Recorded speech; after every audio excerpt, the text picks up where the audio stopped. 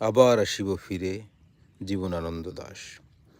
আবার আসিব ফিরে ধানসিঁড়িটির তীরে এই বাংলায়, হয়তো মানুষ নয়,